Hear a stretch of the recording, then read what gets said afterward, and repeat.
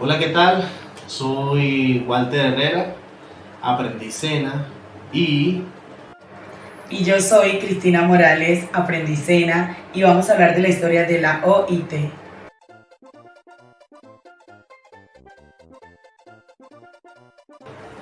primero vamos a hablar sobre la historia, el contexto histórico de la fundación de la OIT y sobre cómo evolucionó hasta hoy en día.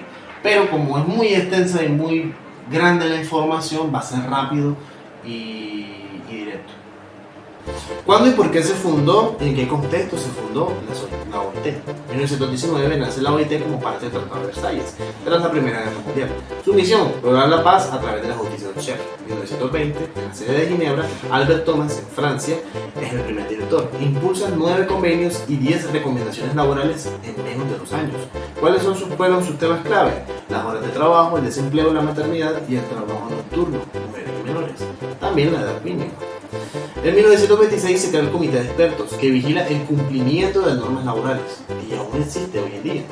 En 1932, Harold Butler enfrenta la Gran Depresión. En 1934, Estados Unidos se une a la OIT, aunque no hacía parte de la Sociedad de las Naciones. En 1939, John Winnan asume en medio de la amenaza de guerra. En 1940, este mismo se traslada a la sede temporal de Montreal, en Canadá. En 1944, la Declaración de Filadelfia, impulsada por Edward Feldman, reafirma la misión de la OIT y se convierte en parte de su constitución.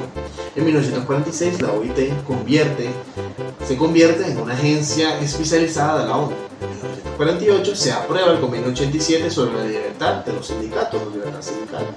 En 1948 a 1970, David Morse, director general, se duplica la membresía, se cuadriplica el personal y la OIT se vuelve global. En 1969, este mismo gana el Premio Nobel de la Paz. Funda el Instituto de Estudios Laborales y el Centro de Formaciones de Turín. En 1970 a 1973, Wilfred Jennings refuerza la supervisión y los derechos sindicales. Francis Blanchard, de 1973 a 1989, amplía la cooperación técnica con países en desarrollo, defiende la OIT pese al retiro temporal de Estados Unidos y apoya al sindicato Solidarność en Polonia. En 1989, Michel Hassen dirige la era de la posguerra fría, promueve la justicia como eje de la política económica y descentraliza las operaciones de la OIT. En 1999, Juan Somavia, chileno, establece el concepto de trabajo decente como una meta mundial. Vincula la OIT con los objetivos del milenio, reducir la pobreza y las ODS. Impulsa también una globalización justa. Y en la más o menos actualidad, Guy Ryder en 2002, elegido como el 10º director general, reelegido en 2016 y su segundo mandato es en 2017 y así es la historia hasta la actualidad. La OIT tiene como objetivo principal fomentar la justicia social y garantizar condiciones de trabajo decente para todos. Defiende los derechos laborales fundamentales como la libertad sindical, la igualdad de oportunidades y la eliminación del trabajo forzado e infantil. Además, trabaja para reducir la pobreza, crear empleos dignos, mejorar la seguridad social y promover el diálogo entre gobiernos, empleadores y trabajadores. Desde su fundación en 1919 y como agencia especializada de la ONU, desde 1946, la OIT desarrolla convenios internacionales y brinda asistencia técnica para que los países mejoren sus condiciones laborales y de desarrollo. La OIT basa su trabajo en valores esenciales como la justicia social, la igualdad, la protección de los trabajadores y el diálogo social. Estos principios sustentan su misión de garantizar trabajo decente y proteger los derechos laborales en todo el mundo.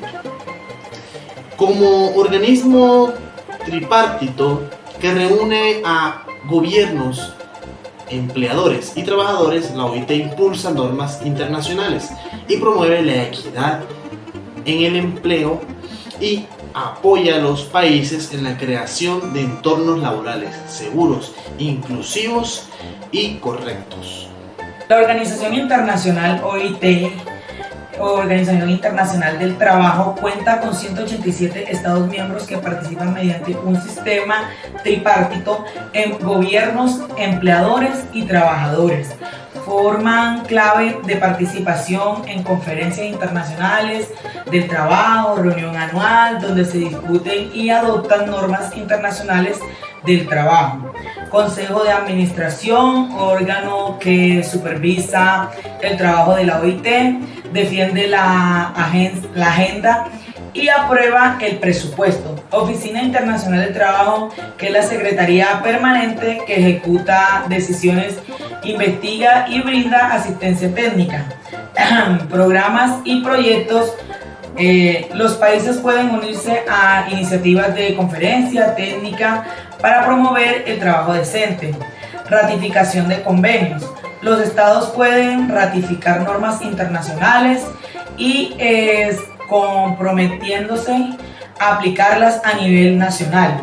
Diálogo social. Promoción de la colaboración entre gobiernos, empleadores y trabajadores para resolver asuntos de la OIT.